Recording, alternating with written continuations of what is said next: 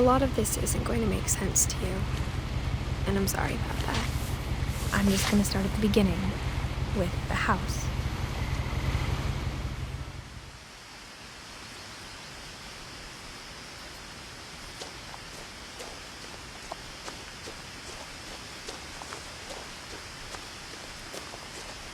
I lived here until I was 11, but I wasn't allowed inside half the rooms.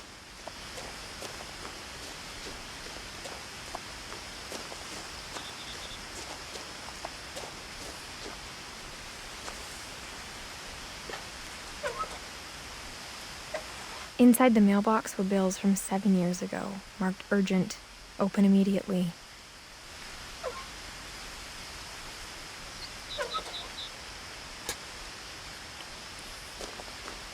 I hadn't been back since my brother Lewis's funeral.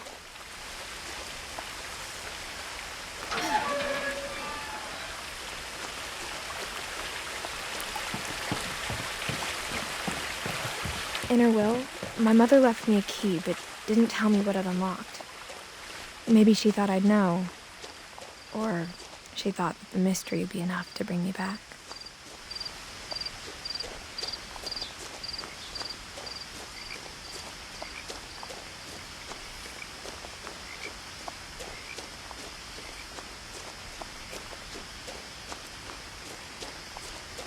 No one had driven this way in a long time, but I saw a few hoof prints.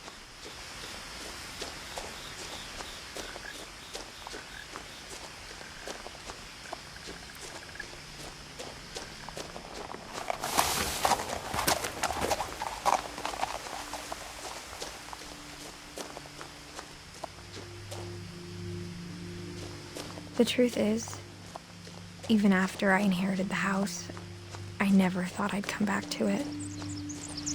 But now I had questions about my family that only the house knew the answers to.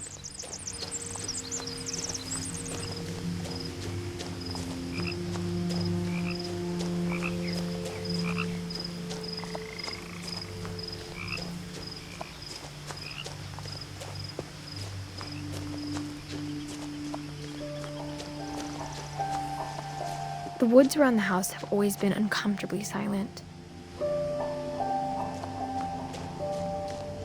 As if they're about to say something but never do.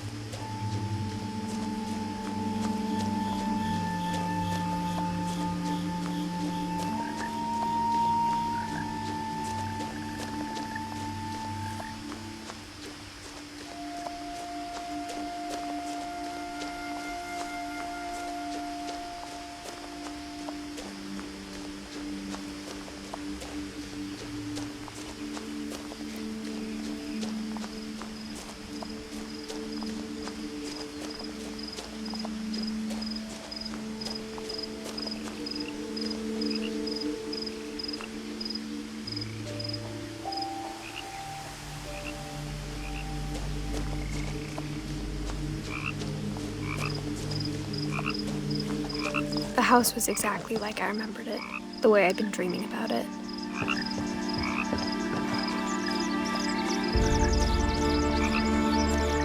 As a child, the house made me uncomfortable in a way I couldn't put into words. Now, as a 17-year-old, I knew exactly what those words were. I was afraid of the house.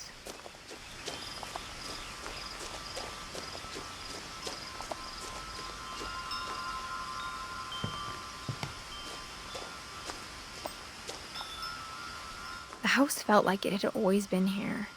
Even the swing set was older than my mother.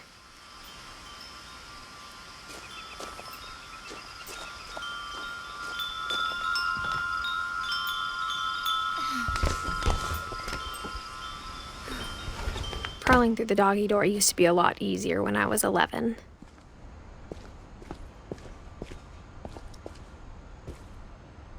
The power had been turned off the night we left.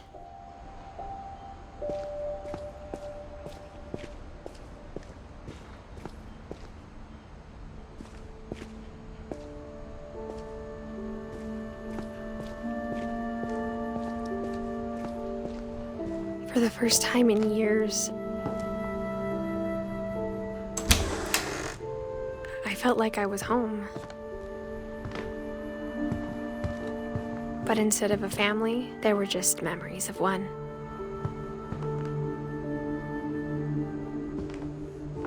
Like how only one restaurant would deliver to our house, so we had Chinese a lot.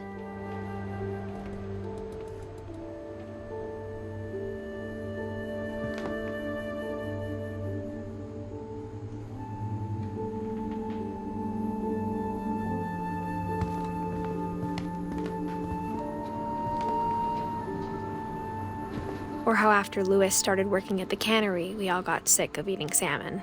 Except our cat, Molly.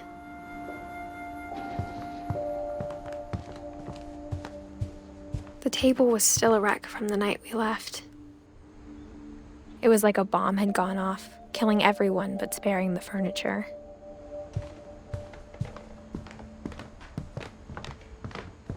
My mom was the only one of us who could imagine Great-Grandma Edie living in a nursing home.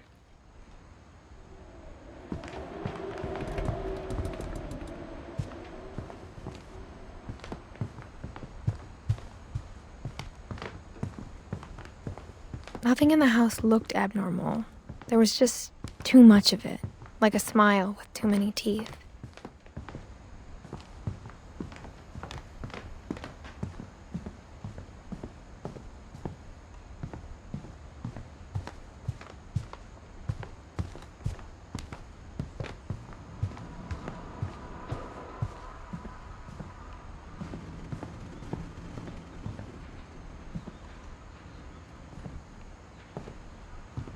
My mom wasn't much of an optimist, but she never stopped believing that my brother Milton was alive.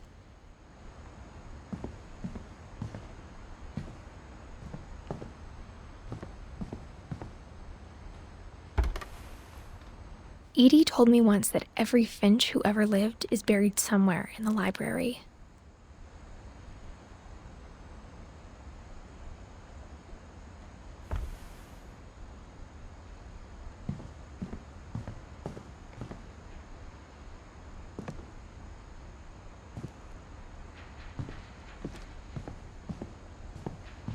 Mom always told me to stay out of the basement, so I wasn't too surprised when the key didn't fit.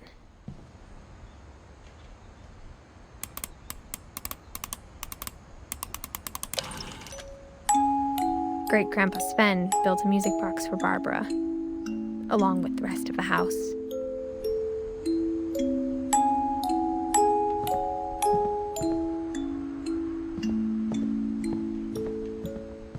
Even the fireplace had a story.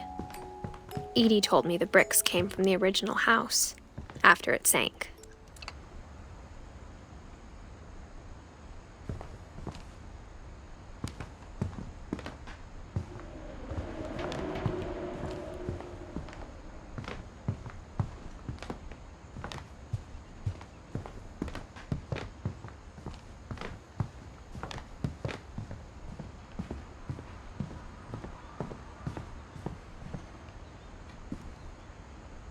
After Milton disappeared, Mom sealed up all the bedrooms.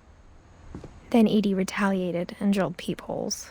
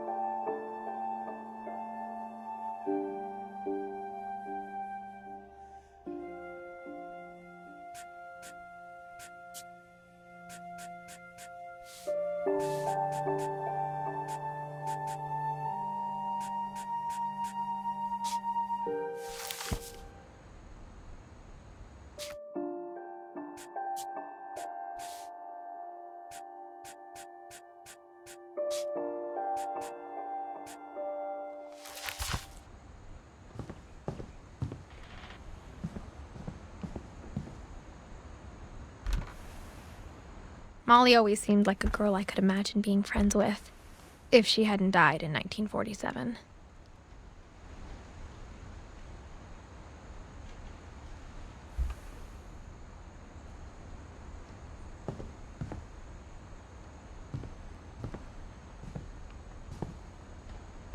I spent a lot of time playing in Great Uncle Walter's room. I think my mom sometimes regretted not sealing it up.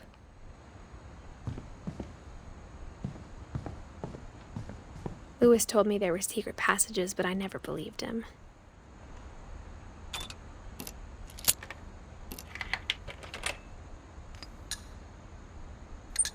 Turns out, my mom was really good at keeping secrets. Now it was time to find out what my mom had been afraid of.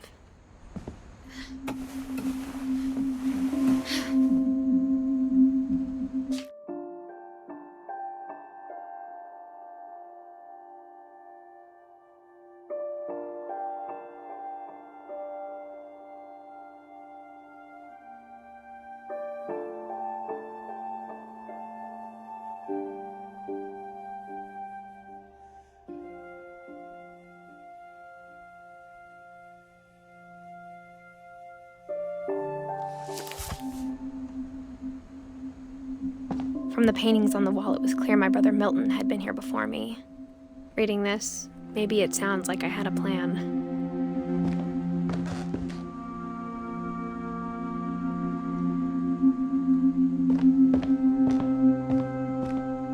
But I had no idea what was behind that door.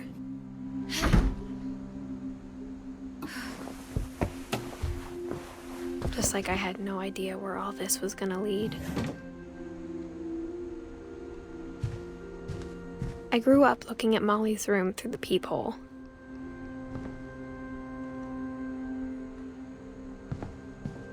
Being inside for the first time, I felt like I'd stepped behind a painting. I got the sense Edie had spent a lot of time here, before my mom sealed the doors.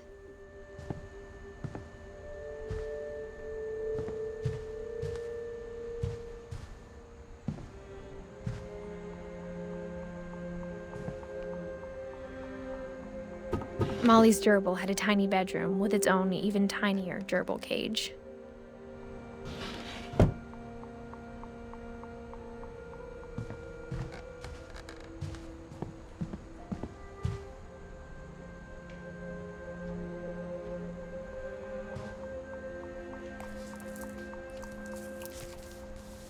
December 13th, 1947. Dear Diary, I'll be gone soon, but I wanted to tell somebody about what's gonna happen. It started when Mom sent me to bed without dinner. I woke up and I was starving, so I looked around for something to eat.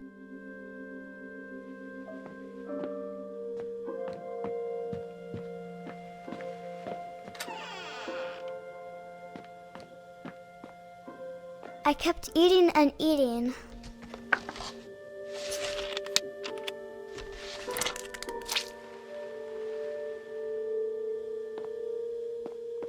I ate a lot of things that night.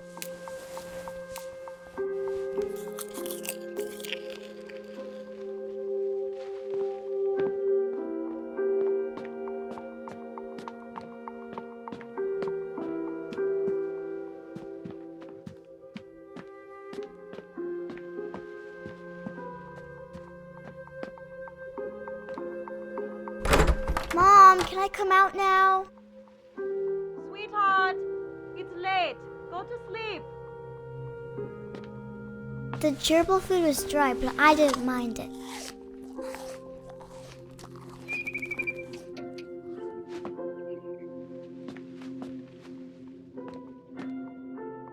My Halloween candy was all gone.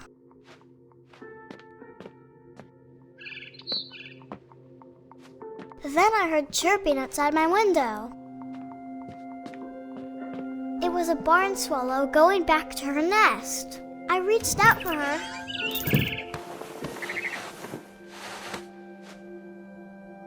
And suddenly, I was a cat.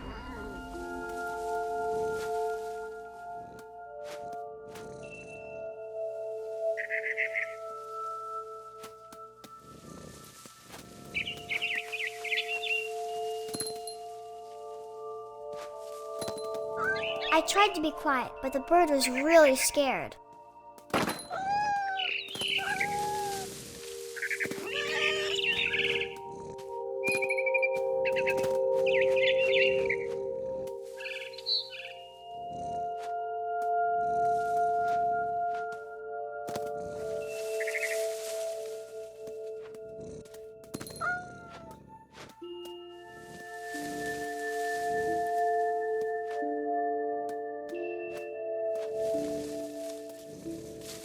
Mom and Dad didn't even look at me.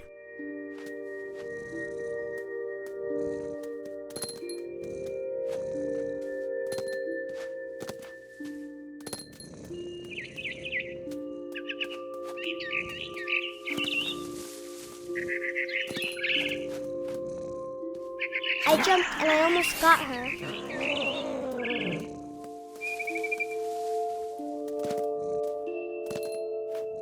I could tell she was getting really tired. Now I was up in the big tree. I promised Dad I wouldn't climb it anymore. All I cared about was eating that mama bird.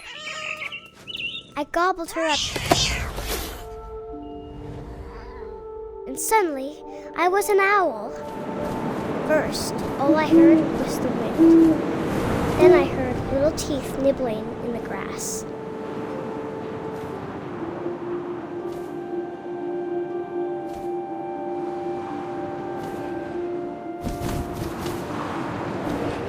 Rabbits.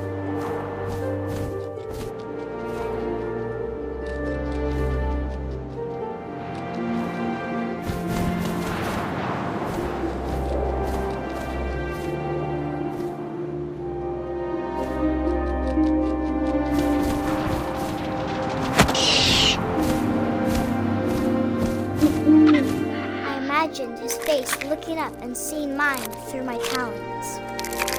I swallowed him up, and I didn't chew one bit. Then I flew off to find something bigger.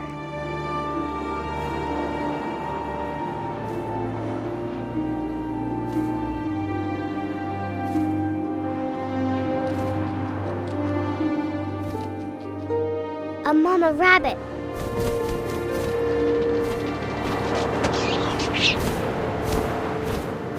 She was almost too big to carry. I started choking, but I couldn't stop eating. And suddenly, I was a shark.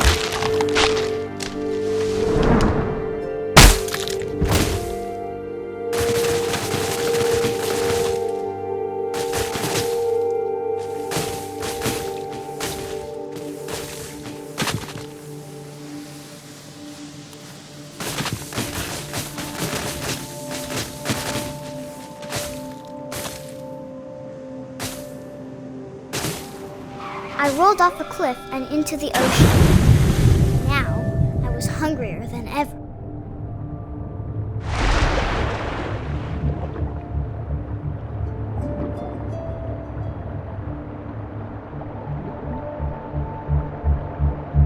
I wanted fat, juicy seals.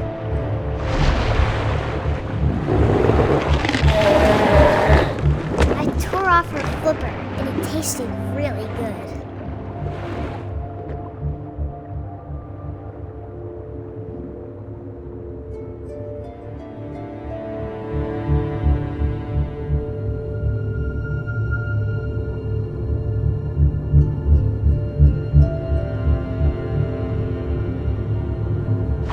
Grabbed on tight.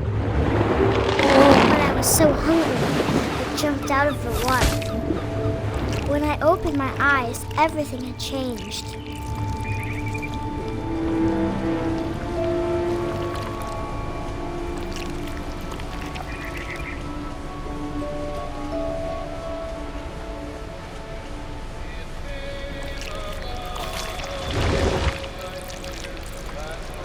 Now I was a monster, and I smelled people everywhere.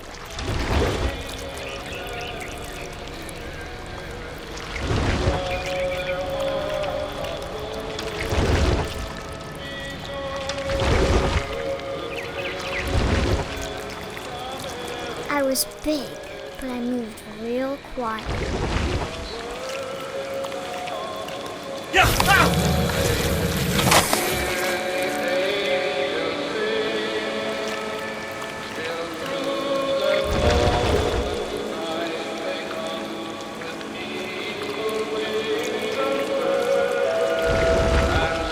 I wanted to stop, but also I didn't.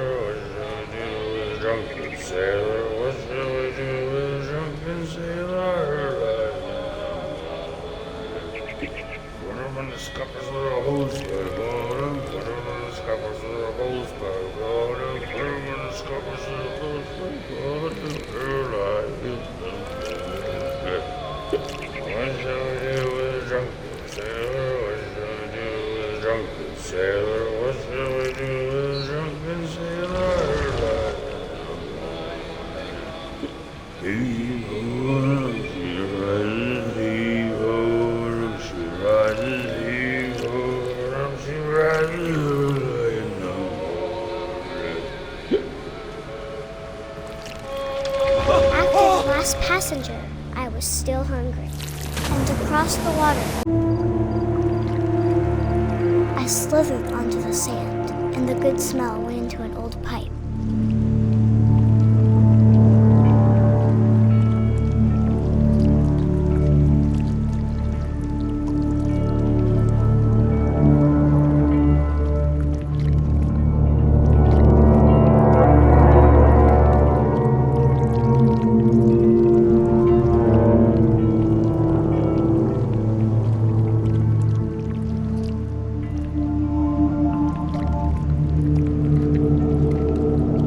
Closer and closer.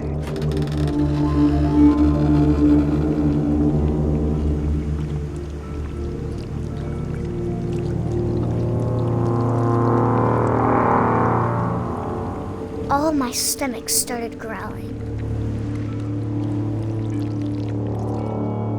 And suddenly, I was me again. I held my breath for a long time, but I couldn't hear anything. I think it's waiting for me to fall asleep. But it's not going to wait much longer. It needs to feed, and we both know I will be delicious.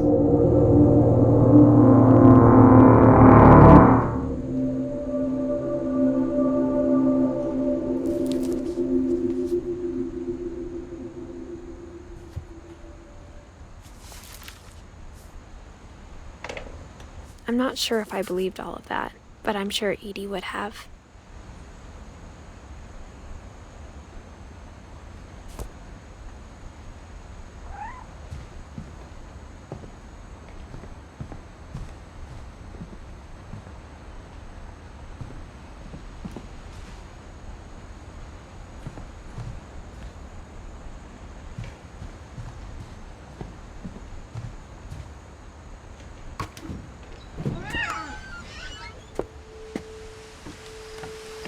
This will be obvious later, but my mom never told me any of these stories.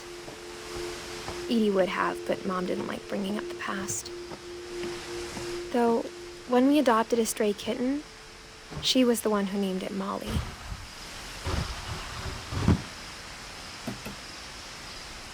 I spent a lot of time in Great-Grandma Edie's room. Her room was like a museum.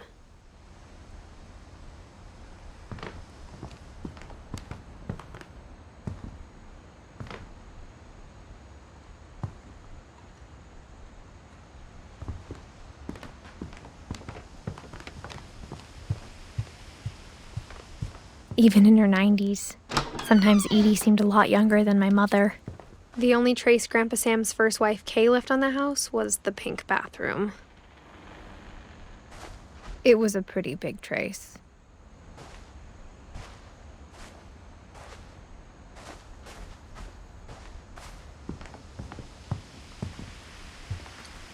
Edie gave a big interview about a mole man living under the Finch house. My mom was furious. I hadn't thought of myself as Edith Jr. for a long, long time.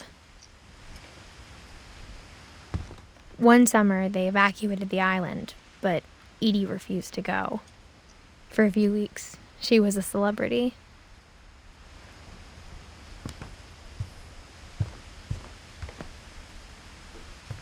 Louis died a week before we left, but Edie had already started to memorialize him.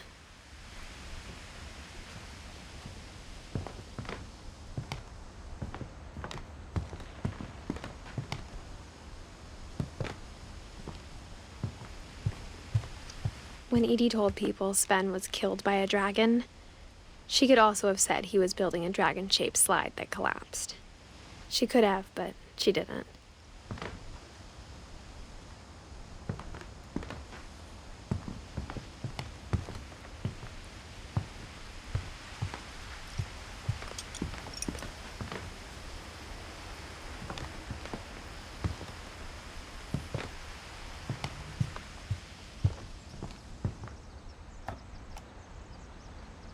For 500 years, the Finches have been famous throughout Norway for their fortune and misfortune. Odin Finch buries the latest victims of the family curse, his wife Ingeborg and their newborn son, Johan.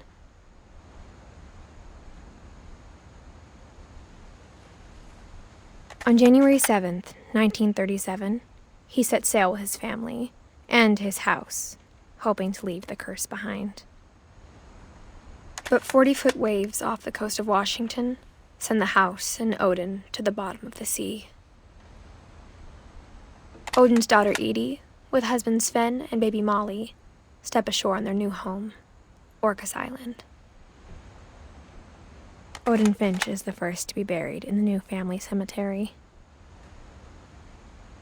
His daughter Edie is already dreaming of a new Finch house.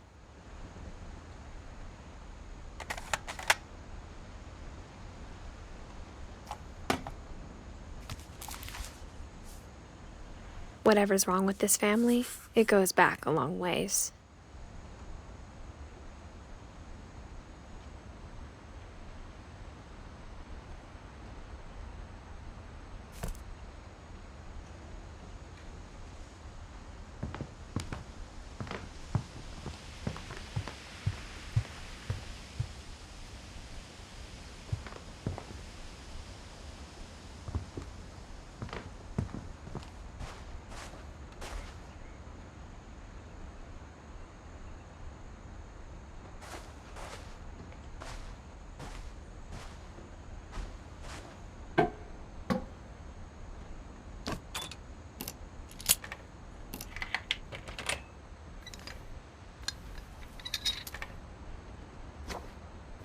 There's a secret in this bathroom.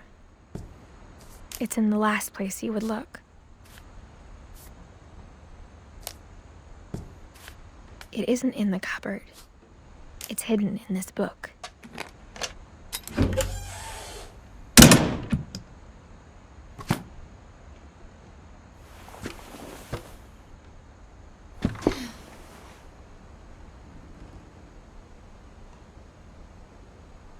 Sven gave Sam an old camera he'd refurbished.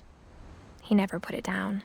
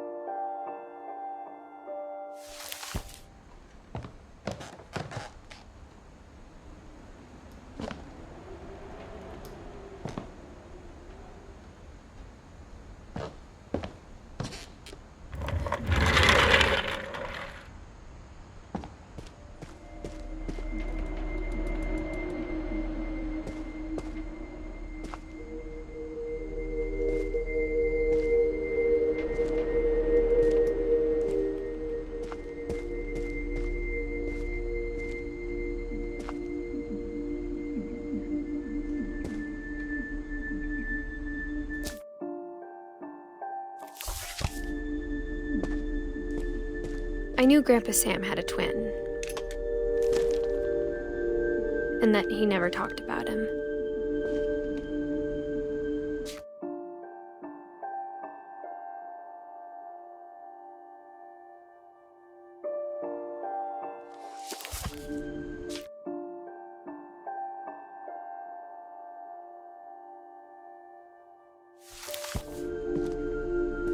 I guess my grandpa didn't like history any more than my mom did.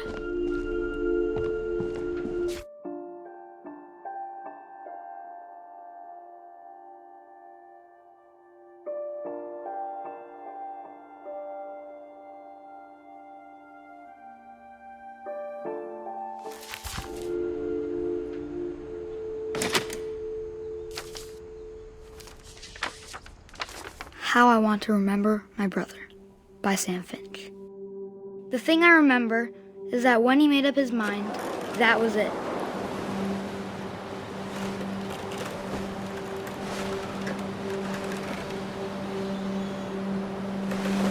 My brother said he'd die before he ate another mushroom, and he did. At Barbara's funeral, we swore we'd never be afraid again, and he wasn't. I think Calvin always wanted to fly.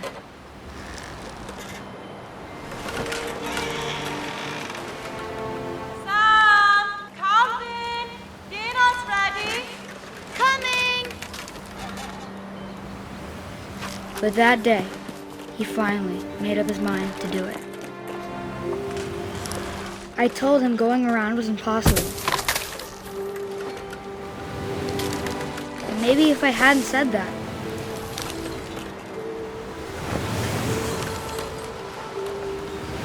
Calvin, I'm not gonna tell you again. Maybe if the wind hadn't picked up. Then maybe he'd still be here.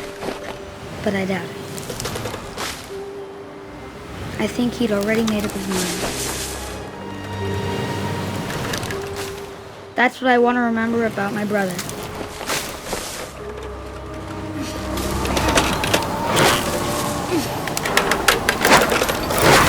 The day he made up his mind to fly. And he did.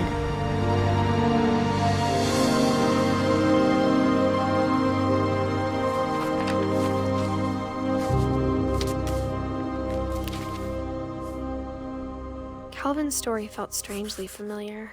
When I was younger, I remember trying to do the exact same thing.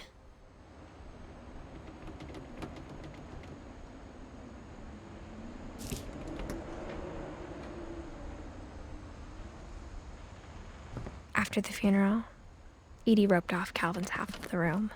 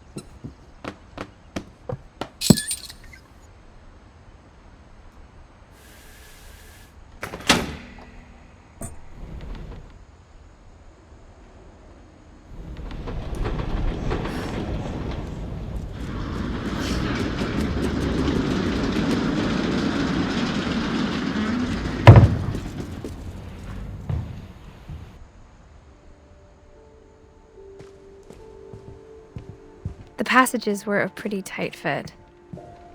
They'd obviously been built for smaller hands and bellies.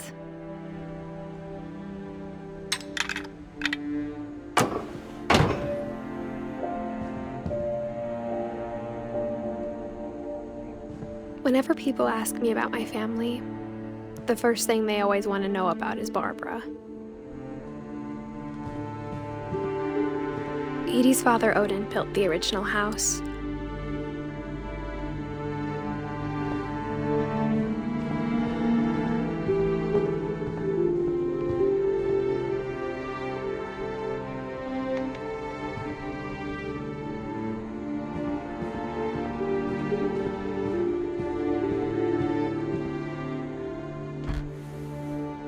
The last time I was in Edith Sr.'s room, I was 10 and she was painting my portrait.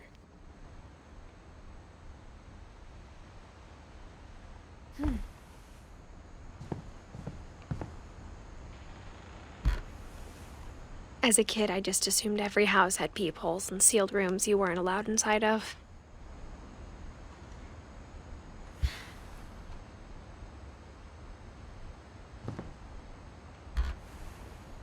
My Grandpa Sam spent 7 years sharing a room with his dead brother, Calvin.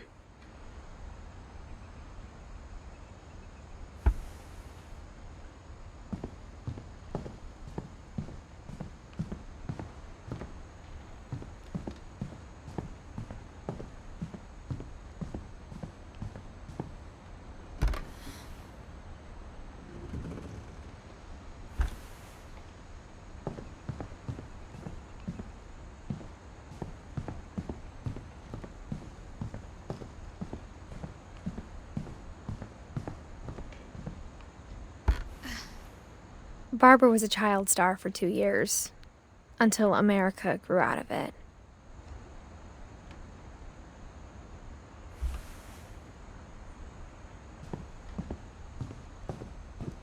Mom must have locked the third floor stairs on the night we left.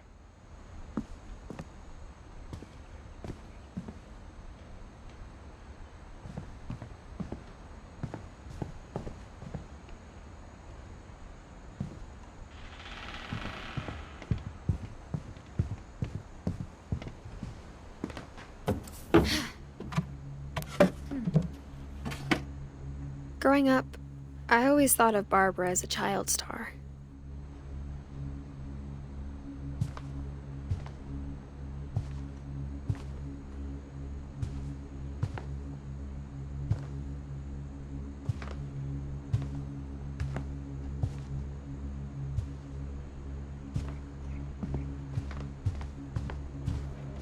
I never thought about how hard it must have been for her afterwards.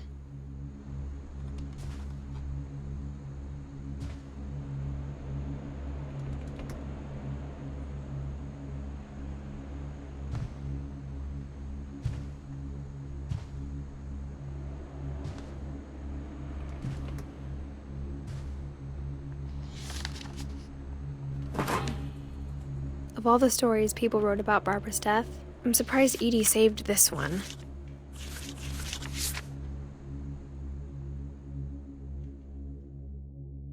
Old Jack here with another ghastly tale inspired by America's most unfortunate family.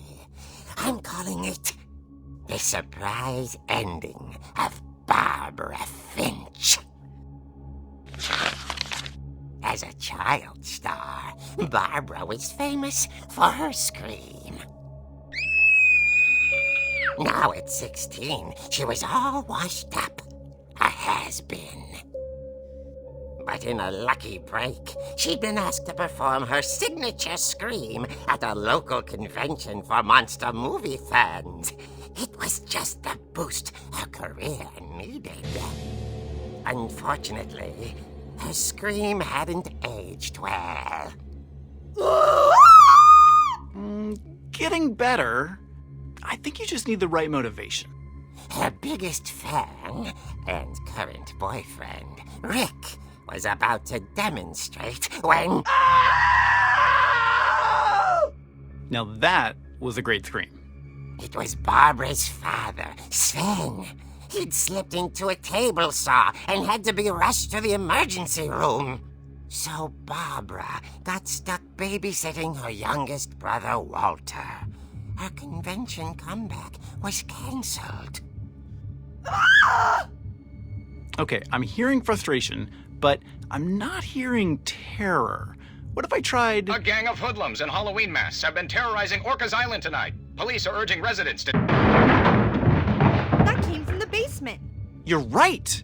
Also, I loved your delivery on that. Why is your basement door locked? Because my dad likes making puzzles and secret passages. There's a key hidden in the music box. The secret is to keep winding and winding until finally the key pops out. Thanks, babe. I'll be back in a sec. 20 minutes later, Rick hadn't returned. So Barbara went to look for him, right on cue. She reached for the music box. And as she wound the key, she listened for Rick, but the house was silent.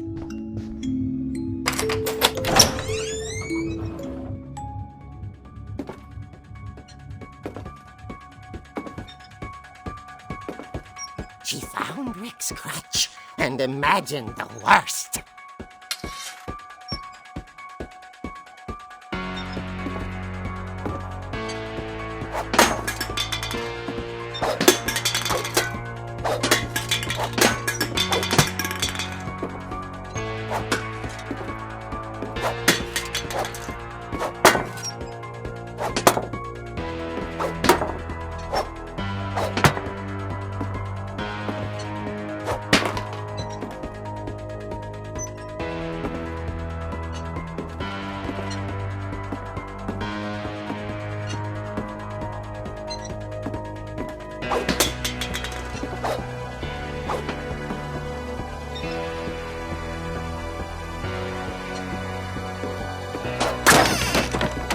Leader is the infamous Hookman killer, Dr. Carl Hamill, who impaled and then ate his family 10 years ago tonight.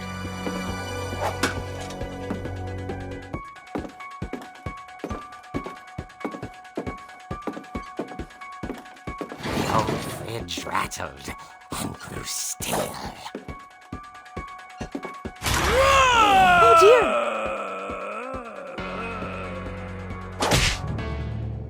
Oh! Rick? Barb, relax. I was just trying to scare you to help you find your scream. Well, I'm not scared, Rick. I'm furious. Then act furious.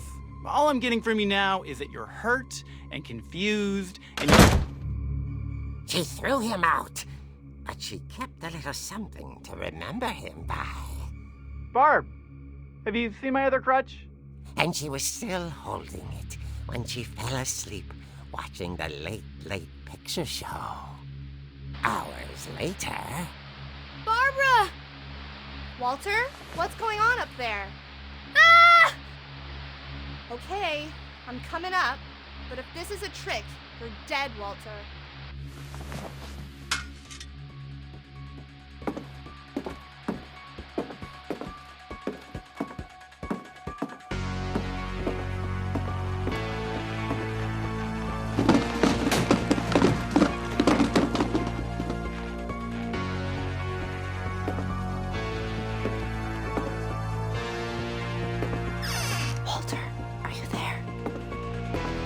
Walter had vanished, but his bedside radio was still on. Orcas Island police describe the man as 6 feet tall, with a steel hook for a hand. Residents are urged to lock all doors and windows and notify the police of any suspicious activity. Barbara turned, saw the hook man, and was speechless. He was quite smashing. And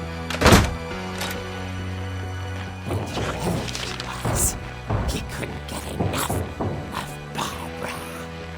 Okay, Barbara, there's gotta be another way out of here. That night, she played her part beautifully.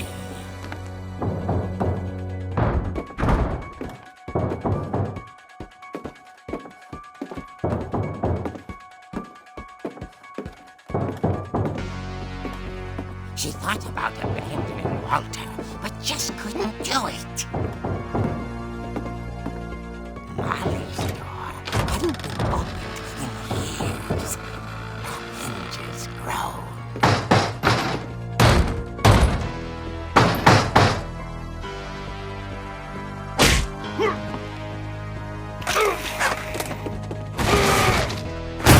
He wasn't moving, but she sensed the story might not be over yet.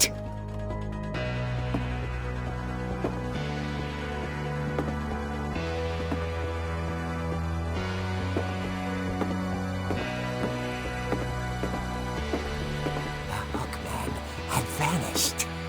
She listened for his breathing, but all she heard was...